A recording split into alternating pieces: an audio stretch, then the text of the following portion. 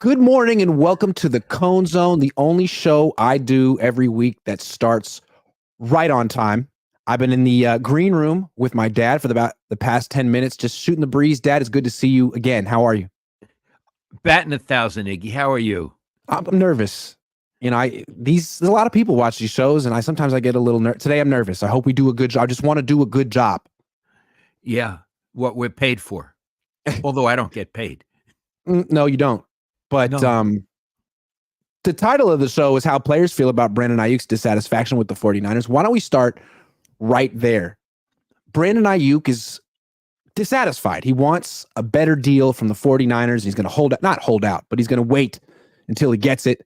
How do you imagine his teammates feel about, do you think they think he's being selfish, or do you think they support him? They are 100% in his corner. It's I don't even have to be in the locker room to know.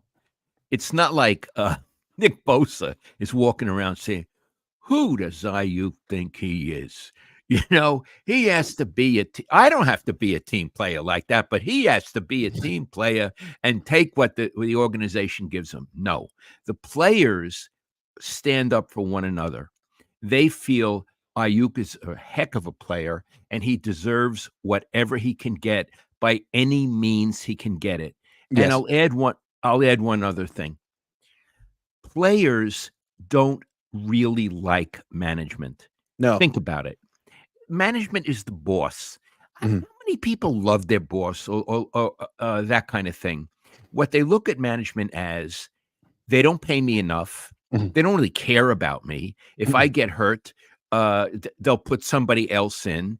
They can trade me. They can ask me to renegotiate my contract.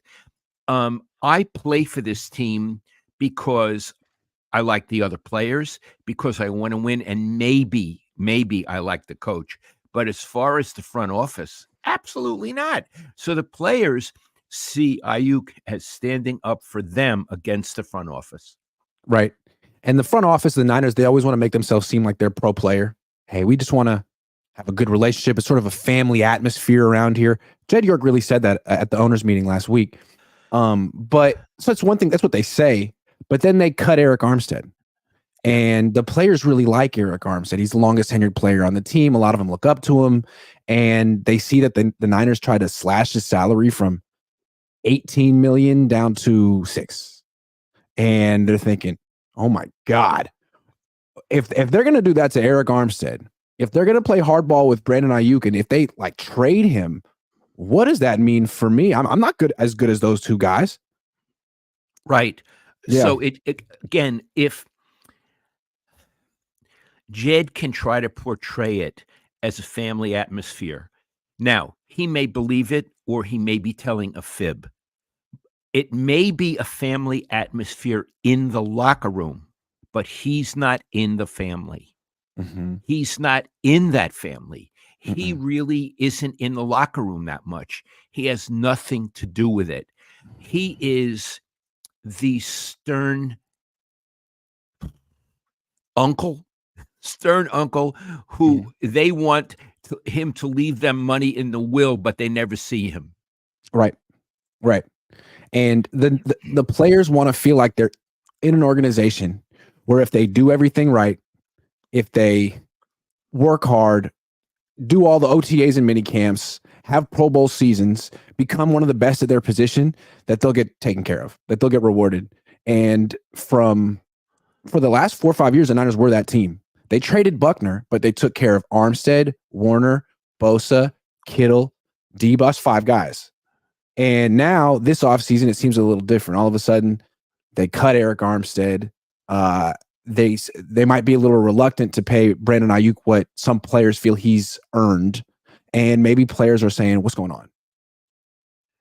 Oh, players on every team say what's going on. When Kyle says it's a family, it's an illusion. Right. It's maybe his fantasy. It's not how players look at it. And players very much now, with all this free agency stuff, are mercenaries. Yeah. When they play for the team, they play very hard for the team. But they're out for themselves primarily. And listen, it's not a criticism. It's merely a description. They're out for themselves. They're not thinking, oh, I'm a lifelong 49er. The way, in baseball, Willie Mays, they did trade him at the end to the Mets, but he was a giant. They don't feel that way anymore. I'm a 49er. It's not like that. Now, I think it was like that to a certain extent under Eddie. Yeah.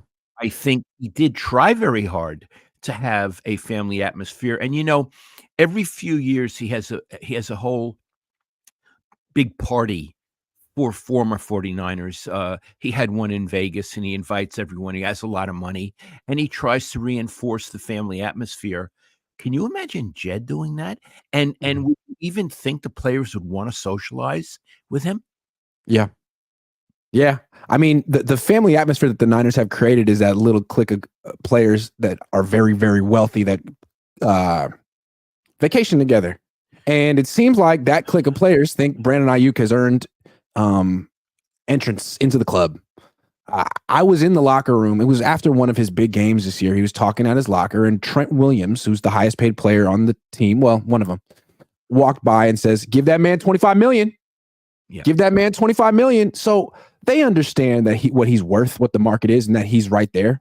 And if the 49ers try to play some funny business and argue that he hasn't earned it or he needs to give them a break because they're whatever, I think players all around the locker room would look at the front office differently. Like, what's going on? Why are you getting cheap all of a sudden? You weren't cheap with Debo. You weren't cheap with me. What's going on? You weren't cheap with Bosa. Yeah. And when Trent Williams says that, it tells you whose side he's on. Of course. He said it in front of the media. He wanted you to write it. That's right. He did. It's like, thank you very much, Kyle and Jed, for signing my checks and getting me paid and whatever, but I'm on Brandon's side. I'm looking out for Brandon. Absolutely. Yeah. So, you know what? I'm on Brandon's side too. Yeah. With a certain caveat. I have very little patience, and I don't think he's in this situation. I have very little patience for players who I want to be the highest paid at my position. Right. That's all about ego, and it's not about economics. Right. I mean, no matter what they're going to pay Aiyuk, he's going to be set for life. So if he starts making what I would consider outrageous demands, like I want to be the highest paid in my position, he's not the best at his position in the league. There are better wideouts than he is. He should be able to agree to a hell of a lot of money that they're going to pay him. And I think he should be able to agree with that. I agree. I would imagine that 25 is right about that's fair. It's interesting that Trent Williams said it. 25 is an interesting number because Debo makes just a little bit less than 24. So what it means, he doesn't need to be the highest paid wide receiver in the league, but he does need to be the highest paid wide receiver on the team. And that's significant because that's like a shift. The offense has been all about Debo for years. It was all about Debo in the Super Bowl to the detriment of the offense. This is a big shift, and the Niners need to acknowledge that this is now Brandon Aiyuk's offense, pretty much. In terms of wide receivers. Right. Yeah, because they do have a good quarterback and a hell of a running back. So, yeah, I agree. Right. The passing game should really go through Aiyuk. Yeah. Yeah. Absolutely. Iggy, do you think Debo is worth what they're paying him this upcoming season? No, absolutely not. His cap hit's going to be $28 million, which is second most on the team after Trent Williams, and I don't see how they can really justify it. Only thing they could say is, look, we're not paying for our quarterback right now very much, so pretend we're spending that money on Brock Purdy or something. But this probably is the last year they can get away with that, and I'm thinking next year they probably got to trade him. Yeah, I agree. Yeah. Yeah, it would be almost like Armstead all over again. Absolutely. And I'm surprised they didn't ask him to take a pay cut this year. They could have made the same argument with him that they made with Armstead. All right, that's enough of Aiyuk. Let's talk Kyle Shanahan, head coach of the 49ers. He's got some downtime. Free agency's over for the most part. Draft's coming up. It's got a few months before a regular season game. What should he be doing right now? There's a few things. Let's go one by one. Okay. I love when the announcers say, if I'm so-and-so, this is what I do. I always, because you're not so-and-so, but I'm going to do it just because it amuses me. Sure. If I'm Kyle Shanahan, Hi, this is Kyle. what I'm doing. It's like you used to go back to school at PS 193 in Brooklyn and say, "What did I do on my summer vacation?" You'd have to write that miserable little essay. This is what Kyle. If I'm Kyle, this Yeah. is what I do on the downtime. Before the season really revs up. And I got this idea from Tony La Russa, who's a very smart man, and I enjoyed covering. In the off season, La Russa would write a letter to every one of his players. Hold on He real used to quick. For people who are young, Tony La Russa, he was the manager of the A's in like the 80s and the early 90s. I know he's still around baseball, but this is like a young football audience, and they may not know who Yeah. Tony La Russa is. And he Sorry. won a World He Series won. in Oakland. He's pretty famous. And he's Yeah, a Hall champion. of Fame manager, and he's Yeah. he's a lawyer, Sure. and very smart. And he always used to challenge everything I'd say, and it was interesting. We would have like Yeah. sort of a dialogue, but aggressive. He passed the Anyway, bar? Wow. absolutely, he's a lawyer. Wow. Okay. Yeah. I didn't know that. So yeah. Anyway, he used to write a letter in the off season to every one of his players, and he would tell them, "Thank you for your service. This is what you did good, and this is what our goals are for the upcoming season. These are our goals for you." Mm. And he would make each letter personal. Now, no one writes letters anymore, but you could write an email, not a text. Yeah. I would accept an email. So what I think Kyle should do, sit down with a list of the players who are going to make the team or are contenders to make the team. And how long would it take? You write 2 or 3 paragraphs to each guy. Thank you for your service. You did this well. This is what we want to improve on in the upcoming season or concentrate on. I think it would be really, really helpful. It would show, one, the coach takes me seriously. He takes me personally, and he knows who I am. Right. He knows what I need to do. He looks at me. He thinks about me. So, and this, Kyle, I know how you many of never these watch players it. do you think really have one-on-one contact with Kyle Shanahan? Not How that many? many. Not that many. They have it with the position coach. And Right. what's more, Kyle could sit down with the position coach and have him help him with the letters. Right. This is a way to get closer with your coaches. Right. So I'm taking it from Tony La Russa, who Kyle is a Hall of Fame manager. Yeah. And I think this is only positive. If I were a coach, if I'm Kyle Shanahan, this is one of the things I do. I know I'm preparing for the draft. I got it. There are still times you can do this. You could take an hour a day and do this. That's my suggestion. Iggy, what do you think of it? Clickbait Motorsports says, I want to see the letters written to Jose Canseco. I bet he said, hell of a season, Jose. Yeah. Thank you for being on my team. Appreciate it. Yeah, Keep doing what you're doing. Yeah. Yeah. I like that. I'm sure they do exit interviews. And I don't know if Kyle Shanahan has personally said to these players what he thinks of them, but it would be nice to get like a letter mid off season saying, I'm thinking about you. I was watching some tape. I saw this. Here's another way you can get better. It would really, it would make them like him. It would be nice. It's what a leader would do. I think it is. It's what a leader would do. And if I were a player, that's the kind of letter I would save for my whole life. Agree. I'd put it in a scrapbook. Yes. So yeah, you put it with all your trophies and stuff. Like, this is a letter I got from Kyle Shanahan. Yeah. So Kyle, maybe you do it already. If you do, phenomenal, great. If not, consider it. And if I bet it would make you different from a lot of other head coaches. Iggy, do you have any suggestions for him? What he could be doing? Oh yeah, I got another one. But before we move on from this one, we're talking handwritten notes here or typed out? What I'm saying is, in the past, I'm sure La Russa did it. I bet La Russa did it handwritten notes. Yeah, I bet he did. Yeah, I bet he did. I didn't ask him, but I was saying earlier, I think an email would be fine. But if he wanted to do it in a letter, I would say handwritten, not typed. Pretty cool. It would be pretty cool. Yeah. Although, yeah, it would be pretty cool. Okay, another suggestion of what Kyle Shanahan should be doing right now. How about before he moves forward with next season, And maybe he's done this already, but if he hasn't, go through every single play call he made on offense in the Super Bowl and grade it. Just grade it. Go even with the power of hindsight, knowing what happened, go back and honestly evaluate every single call you made, because there's no way you would give yourself an A on every single call. Which were the ones that you want back and why? That's a good exercise. And which are the ones you're proud of and why? Sure. And how did the sequence work? You know, Iggy, I love it. And I think that should be almost, he should require that of himself. And it would be a way for him privately to grow. Yeah. And privately to be honest with himself. He doesn't have to share the information with anyone. But it's like, I'm a writer and I write a first draft.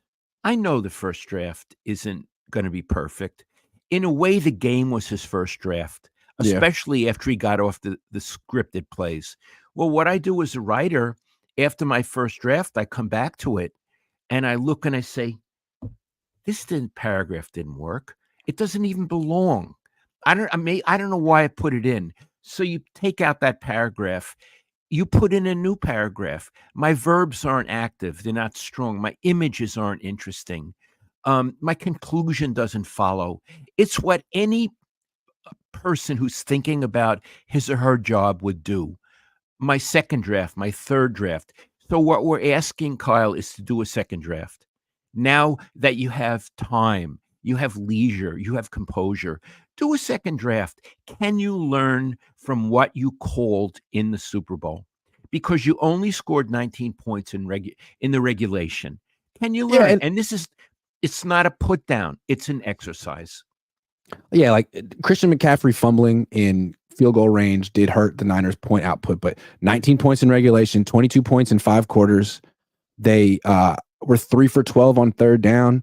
They averaged 5.4 yards per play, which, just to put that in context, during their season, the Niners averaged 6.5 yards per play, which was number 1 in the league. In this game, 5.4. That would have put him right kind of in the middle. And the Chiefs were 5.8. So their offense just in every single way underperformed in the Super Bowl. Yeah. You can't just blame it all on execution. What would you have called differently? And what did you like that? What you did? And what'd you like? And Kyle, if I may speak to you again, this is not punitive. No one's trying to punish you. This is how a leader learns. And I have a bit of advice for you.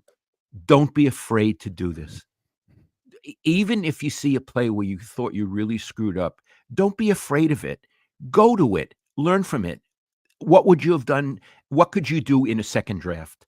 And I think these are two things that are not punitive, that are, using California stuff, you can grow from, you can grow from that he could do. Now, do I know if he's capable of writing these letters or of learning from himself? Iggy, I don't know. I've never met the man. I don't know. People don't grow in New York? People don't grow in Brooklyn? What's a California word? Oh, it's a California concept, I guess. Maybe I'm being hard. There's no growth in Brooklyn these days. Growing no growth. is soft. Well, I never grew that much. I'm only 5'7" on this feed. I'm sorry. Screwed. Yeah. Okay. You got to defend California. I got to defend it. All right. So he's going to go back. He's going to grade. And what's nice about it, like, to use therapy language, like, this could be just for you. You don't have to show it to anyone. You could burn it after you do it. It's just personal. Yeah. Yeah. Yeah. So, Kyle, that's our advice. Iggy and I have advice for you today, how you can fill up the spare time. And I think it's productive, both of the things that we suggested. We have more things, though. We've gone through 2. We got 3 more. I got 3 more. Okay. All right. I got 3 more. So what Kyle Shanahan should be doing now, part 3. We talked about how we could look back and assess his offense. How about looking forward and figuring out how he can evolve on offense? He's bringing back all 11 starters. That's great. Continuity is wonderful. But you can't stay the same, especially schematically. And he prides himself on being sort of one step ahead of the rest of the league. So what's it going to be? Let's think it through. Defenses are going to be playing a little bit more man-to-man coverage against the Niners because that's what works. Brock Purdy's great against zone. He has the anticipation and accuracy to dice it up, but against man, it's a little bit tougher. All of a sudden, Debo can't get open. You're going to see that. So how are you going to counter that? Well, I think we're going to see what he tried to do in the Super Bowl. Empty backfield. No running back. A lot of passing. Because what the Niners used to do on offense was play action a lot. And play action relies on sort of getting all those zone defenders who are looking at the quarterback to bite. But if they're all chasing receivers, play action doesn't work as well. So I think you're going to see more of the stuff we saw in the Super Bowl. Problem with that is they couldn't pick up a blitz to save their lives from those formations. So Kyle has to work that out. He's got to figure out what was the problem and maybe let your quarterback call an audible. If whatever you called isn't going to pick up the blitz, maybe trust Brock Purdy to figure it out on the field himself. Those are a couple things he could work on. Iggy, let me ask you a question. Is Brock Purdy not allowed to call an audible?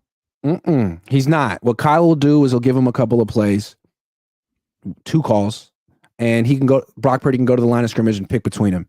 But if he sees that the defense is calling a blitz and whatever he has, neither of the plays can pick it up, there's nothing he can do. Also, the quarterback doesn't set the predictions. The center does. So Jake Brendel has to be the one pointing and telling people who to block who, and the quarterback is just standing there. So maybe Kyle must put a little bit more power in Brock's hands. Can you give me an example of an NFL quarterback, present or past, who could call audibles? Aaron Rodgers, Patrick Mahomes, Tom Brady, Peyton Manning called all of his own plays, Drew Brees. The best ones. The best ones. The ones you don't trust are the ones you give 2 plays to and say, don't mess it up. If we'll put a guy in motion, if it's zone, call this, if it's man, call like that kind of stuff. But Brock's supposed to be better than that. Right. He's supposed to be cerebral. Right. And quick thinking. Yeah. Right. Iggy, I love this. Thank you. I'm learning from this. I love it. Yeah. Yeah, now, they have to have Iggy, a solution for that. My impression, and I could be wrong, that's how Harbaugh operated too. Like with Alex Smith, just 2 plays. Yeah. That's how he did too. I think Alex Smith's career was a disaster before he got Jim Harbaugh. So I think he was trying to simplify things for Alex. Got it. But in this case, you'd like to expand things for Brock. Yeah, I think there's more that he can do that they're not letting him do. Kyle's very controlling, and I understand Brock's just turned 24.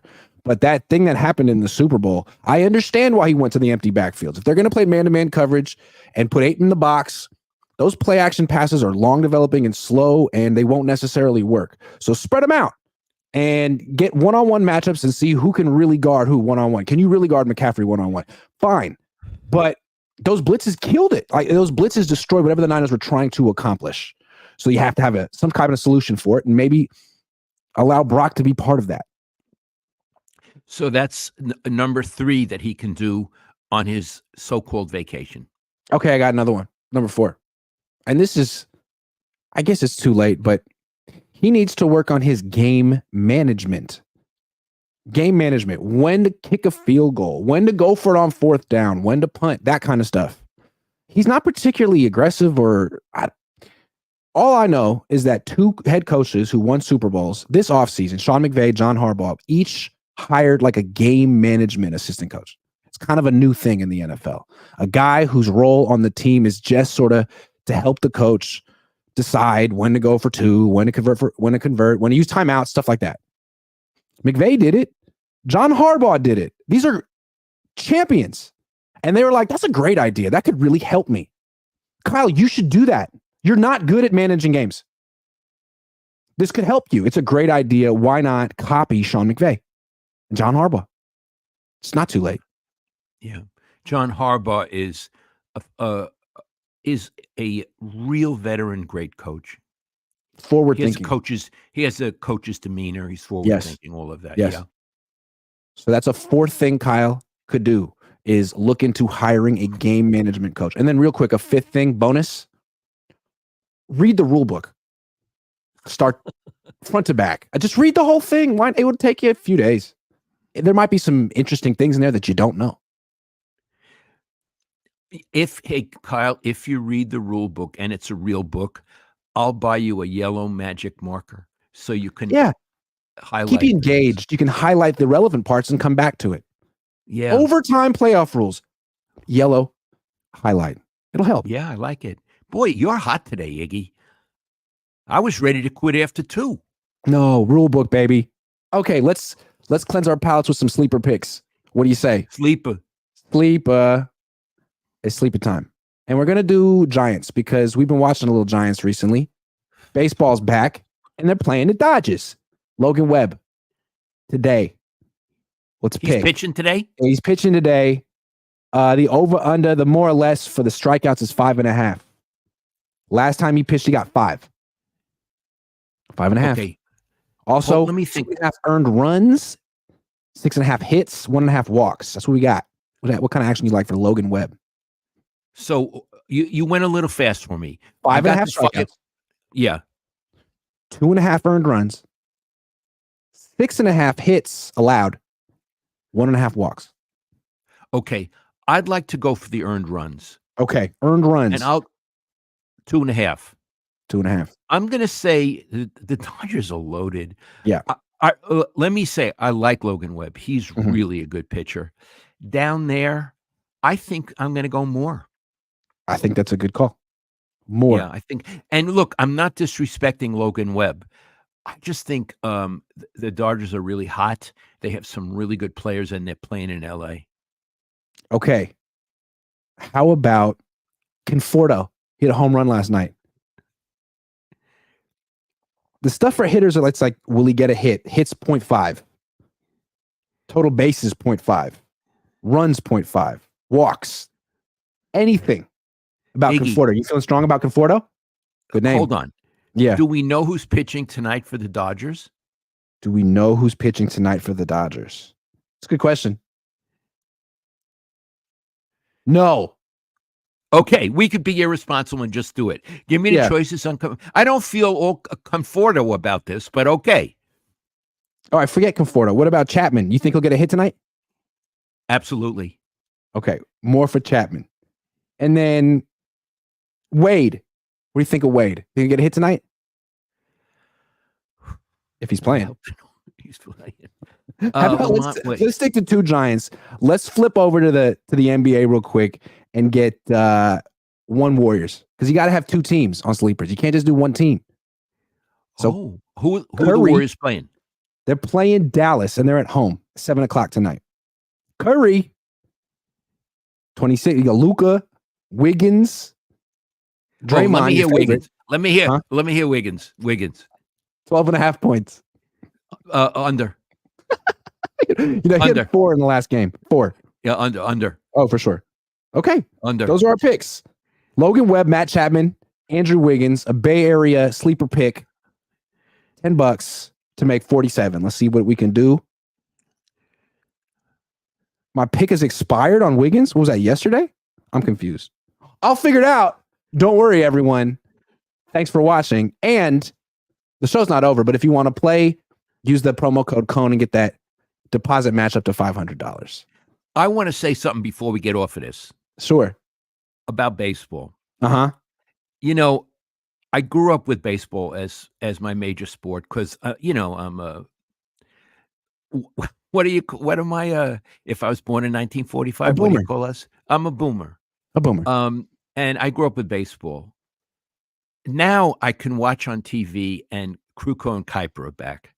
Iggy, I can't tell you how much I love listening to those guys. Yeah, now you have to understand, I covered them both as players. Yeah. We've known each other since almost before puberty, the 3 of us. Yeah. And I had a lot of fun covering them.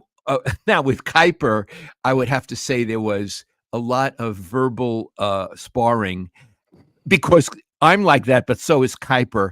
It was always good-natured, and he and Kruko, even as players, they were so wonderful. But the way they approach a game, I'm in love with it. And I'm going to say really real quick why, and then we'll get back to football. The important thing in baseball is, what is the pitcher going to do? Nothing happens until the pitcher throws the ball. Kruko is really the only analyst that I've sort of been exposed to on a continuing basis from when I was about 8 years old, who sees the game from the pitcher's point of view. What is he going to throw here? It's a 2-1 count. There's a runner at second. This is a strong pitch. This is not as strong. Will he go high? Will he go low? Will he throw a curve? Will he throw a splitter? And so you're thinking through the game as if in football you're thinking it through with the quarterback. And what he does with that is I learn every game from him. I do. And the play-by-play from Kuiper, the soothing voice.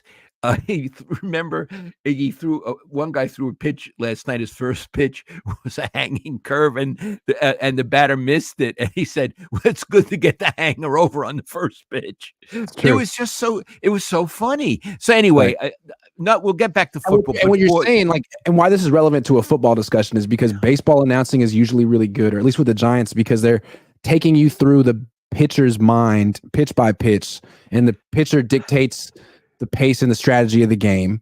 And so you're right where you need to be. But with football, when you watch football, it's like, okay, so-and-so made a tackle and he went to Notre Dame and he played there for 3 years and he was with the Raiders and now he's here. It's like, so-and-so just got a 15-yard catch and he went to Arizona State and he was drafted in the first round. It's like, yeah, I know who he is. I know who why don't you tell me why that play worked, or why that play didn't work, or what the offensive play caller was trying to accomplish, or what the defensive play caller was trying to accomplish. Something.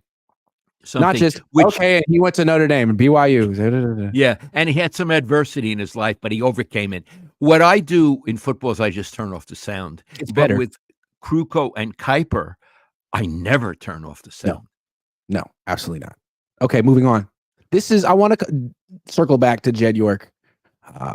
One of my writers for SI.com/NFL/49ers, Tom Jensen, put out an article about a half an hour ago. It's excellent. And I was reading it and I just wanted to steal from it. So Tom, thank you.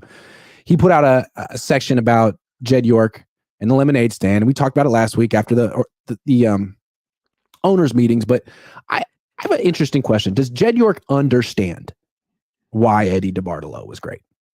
Because when pressed about, Jed was talking about how he's sort of a mellower and more understanding, and he wants to win, but he understands that finishing second is also good. Someone pointed out hey, Eddie didn't feel that way. And he quickly was like, well, Eddie didn't have a salary cap.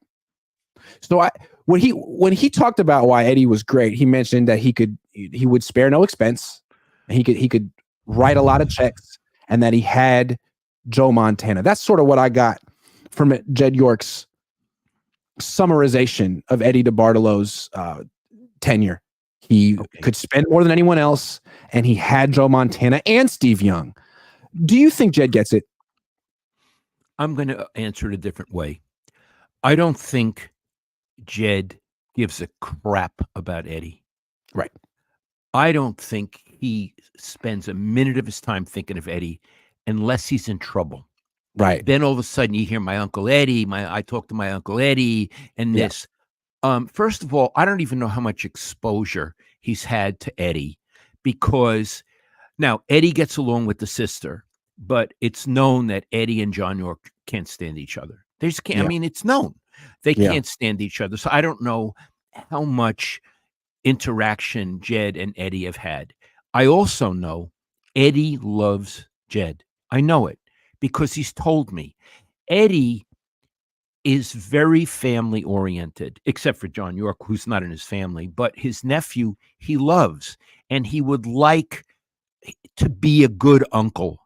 I don't know how often Jed actually reaches out to Eddie.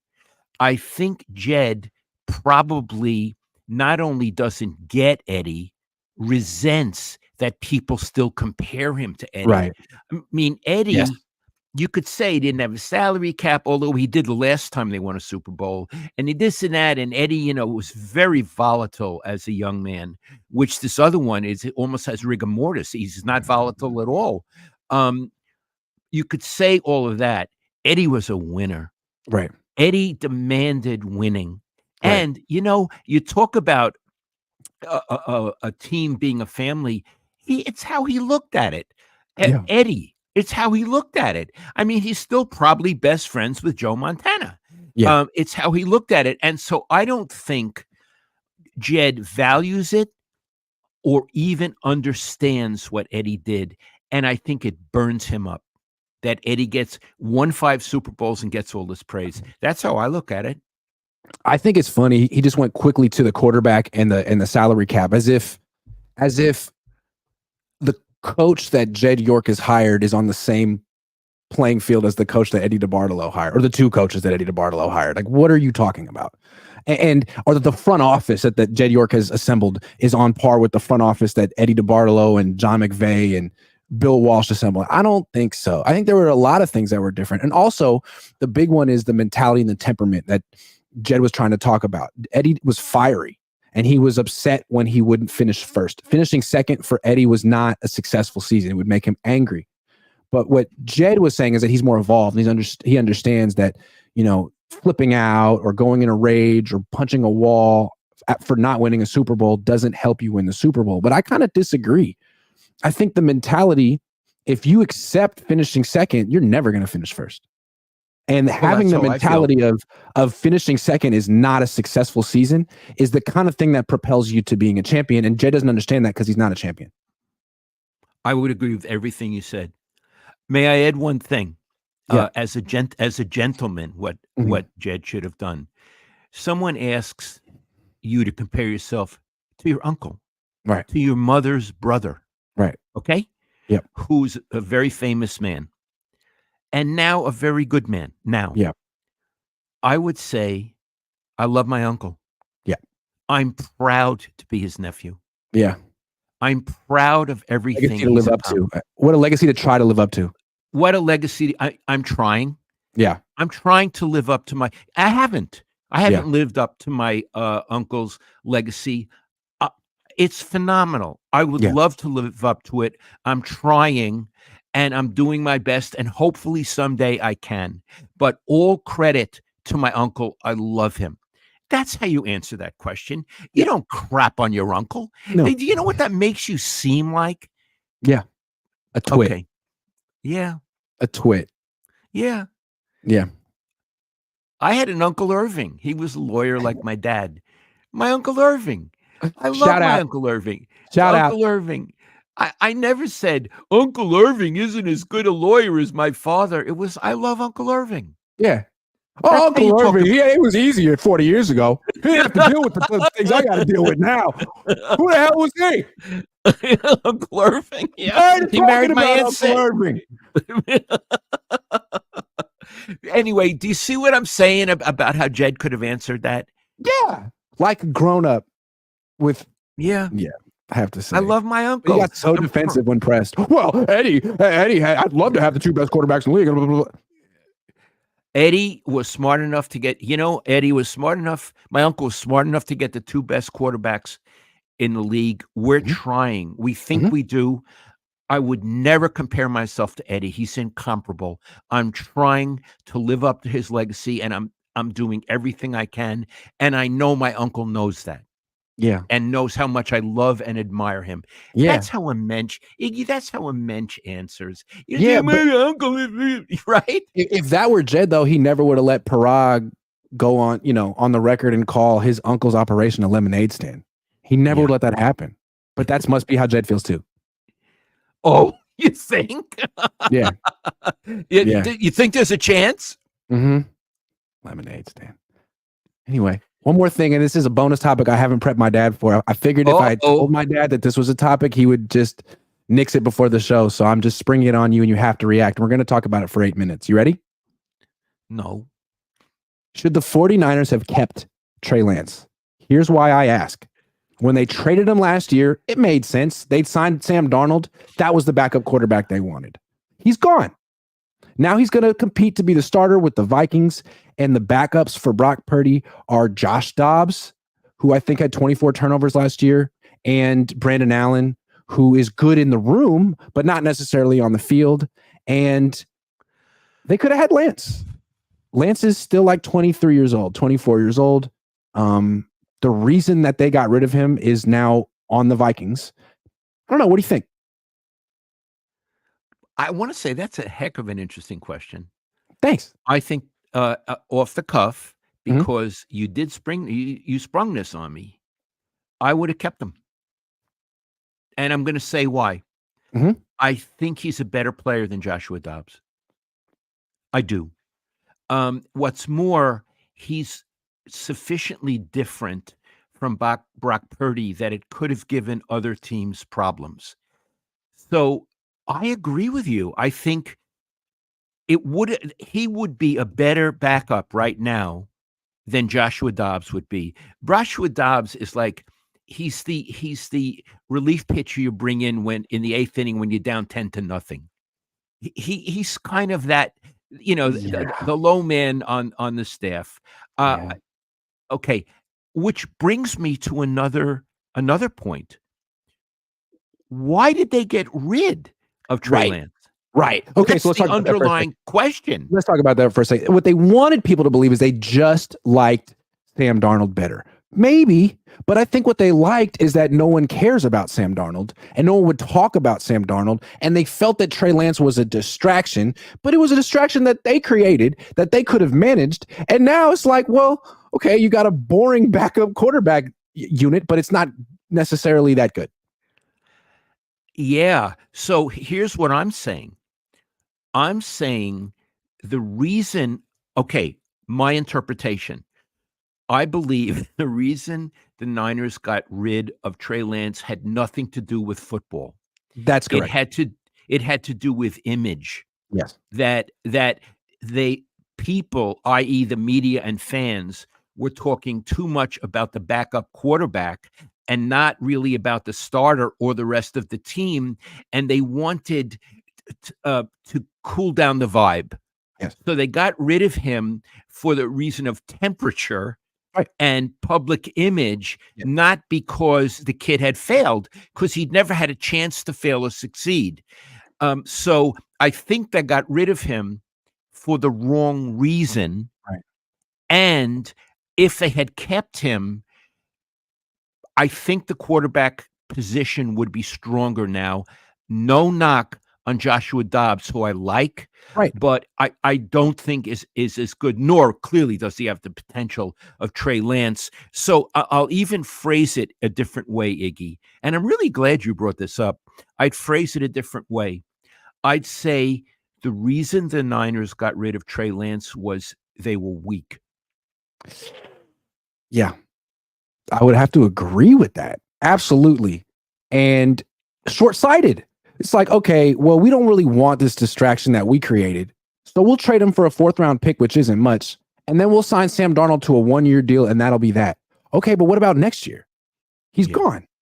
And now your backup quarterback is Josh Dobbs. Do you really like Josh Dobbs better than Trey Lance? I doubt it. So what did you really get? You got a 4th-round pick and Josh Dobbs. Probably should have just managed the narrative a little bit better. You could have handled that. I mean, that's what PR people for. And that's what John Lynch is for. Yeah. Work it out. But it would be because they're one play away from Josh Dobbs starting for them. You'd much rather that be Trey Lance. Iggy, I said why I thought they traded Trey Lance. Why do you think they traded him? I agree. I mean, I covered training camp last year. He was not worse than Sam Darnold. It was quite close. There were days where Darnold was better. There were days where Lance was better. When you totaled up their stats, it was quite close. But then once they traded Lance, Kyle Shanahan said it was clear from all the way back from the joint practices that Darnold had separated himself. It wasn't clear to anyone who covered those practices. It was not clear. So it must have been something other than football. I totally agree with you. Yes, and it was image and the temperature of the room. If you remember his final preseason game, he led a comeback. He had like drive after drive where he got better and better and better, and then they traded him. And after he had that game, he came up to me in the locker room and said, "Grant, thank you," or something. But it was pretty much, "I'm never going to see you again." And I appreciate what you've tried to do.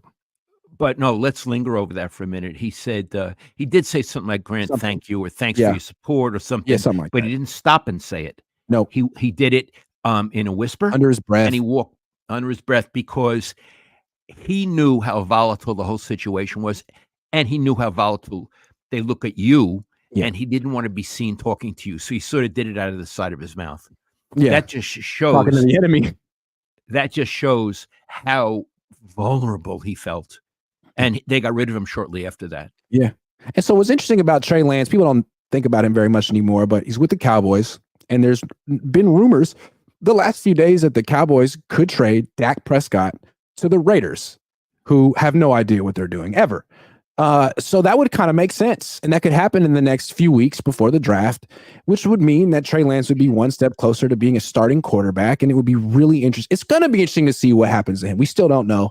And a lot of people have written him off. He's entering his 4th year in the league. Jordan Love just broke out. Jordan Love was on the bench for 3 years, started in his 4th year, played well. I'm not saying that Trey Lance is the next Jordan Love, but we'll freaking find out. It's going to be interesting. Boy, this is a good topic. I'm glad you did it. Yeah, they're not past him yet. That's still a big skeleton in their closet. And if Brock Purdy gets hurt and they have to actually start one of those 2 backups and they can't win with him, this is going to come right back in their faces. Pause. Iggy, when Trey Lance ran that final drive, didn't some of the players run down the field to congratulate him? Yes, they did. Brandon Aiyuk. Deebo Samuel. Deebo? Yeah. Yes. Didn't they get, wasn't there like a 15-yard penalty because players ran off the sideline? Yes. Yeah. Because they were that excited for him. Mm-hmm. So, and let me just say, another reason they might have gotten rid of him, there might have been a schism in the locker room. Right. Good point. Might have been a schism in the locker room. Yeah. There might have been 2 factions. Yeah. Yeah. Right? Absolutely. Because those 2 players, as I recall, ran down and celebrated he had done so well. Yeah. And somebody might have thought, we got to get this is no good for the team. Yeah. But you know what? Celebrate Sam Darnold leading a drive. Sorry. Yeah. But you know what? They could have managed that. And I do agree with you. I think that they are not as strong with Joshua Dobbs. And I don't want to be seen as putting down Joshua Dobbs because he can do certain things, but I don't think he's as gifted or has the future that Trey Lance has. Yeah, this isn't about Dobbs. This is about the Niners, and it's about sort of arrogance. Like they thought they could make a non-football decision for a football. I mean, it's like we're so good. Brock Purdy's so good. Who cares who our backup quarterback is? Let's get rid of Trey Lance. And okay, well, let's see you keep Brock Purdy healthy for multiple seasons, and let's see Josh Dobbs be. It was a very risky thing, and they were pretty cavalier about it. Like, we don't need him anymore. Iggy, do you actually think there's a chance that Dak Prescott goes to Las Vegas? I do think there's a chance. I think the Cowboys have figured out that they're not going anywhere with Dak Prescott, and the Raiders aren't going anywhere with anyone. And no, so I think they would probably like to have a quarterback people have heard of. And I think the Cowboys might like to move on. Who would start for the Cowboys? Maybe Trey Lance. They also have a guy, Cooper Rush, and there's a draft. Okay. All right. Yeah. Yeah. So that'd be interesting. Let's take some super chats. Yaz Williams says, Papa Cohn, good afternoon. Good afternoon to you, Yaz. Slide 23 says, I got a good idea. Read the rule book. That's back when he proceeded. I stole your idea, Slide 23. I agree. Just read the thing. Read it. You could put it on audiobook. You could listen to the rule book. West Bay Niner Talk says, Grant, did you ever give your dad the $100 for a bottle of wine? Did I lose a bet? No, we're square. We're square on bets. We're okay. And we haven't made any new ones. No. Fish and Chips, show of the week, then the Grant Cohn Show. Hi, Fish and Chips. Always nice to hear from you. Jed gets defensive because he knows the truth. 0-3. Yeah. It's true. Slide 23. Would Eddie ever make a clerical error? Well, he got in trouble too. He got in trouble too. But I don't think that was a clerical error. No, sorry, Eddie. West Bay Niner Talk says, Lowell, if you were to ask Eddie D what is exactly wrong with the Niners and why can't they get over the hump, what do you think he'd say privately? I know what he'd say. I wouldn't put down my nephew. I love my nephew. If I'm here, if he ever wants to talk about me, talk to me. He never, to me, has said anything negative about Jed. if you get him off the record on John York, he's not a big John York fan.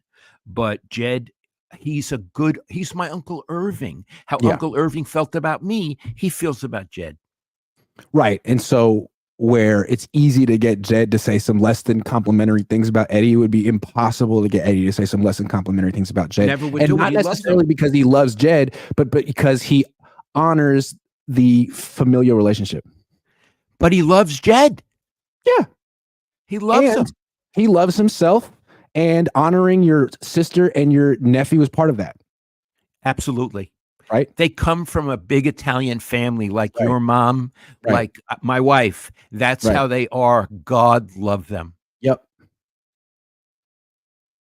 There goes. I can say that I'm a quarter Italian. Scott Carr says Huff at linebacker, Warner as a former safety too. Aloha. Sure. I don't think Hufanga would like getting his position switched in a contract here, but you know what? It's the NFL. That's the way it goes. I'm out of topics. How you feeling? I enjoyed today. I think it was a great show. You know what I'm noticing, Iggy? We're not getting as many comments as we usually do, and I think part of it is it's the off season, right? Yeah, I would agree. And things are going to heat up. 100% what it is. 100%. Yeah, because I'm sensitive. I like to feel that I'm contributing and make a difference. We have more than 1,000 people watching right now. It's been a very successful show. I think you were great. I thought you were great. Well, thank you. The bonus topic. I like the bonus topic. That really tied the whole show together. Now, I want you people to know I'm going to watch the Giants and the Dodgers tonight. I like the rivalry. Now, you have to understand, I grew up a Brooklyn Dodger fan. Vince Scully was a young man when I was a kid, and he was announcing. So I have funny feelings about the Dodgers because they left. They had every reason to leave, but they left. I'm not a fan, but the rivalry I bring to me from New York because the Giants were up at the Polo Grounds. So it has a lot of meaning for me. I hope the Giants can keep it close this time. They got sort of beaten up really bad in their last two games, once against San Diego and then against the Dodgers. So I hope they can keep it close tonight. I just got one thing to say to you, Dad. Yeah. Conforto. I love you. Dad, I love you, Dad. I'll talk to you soon. See you, everyone. Okay.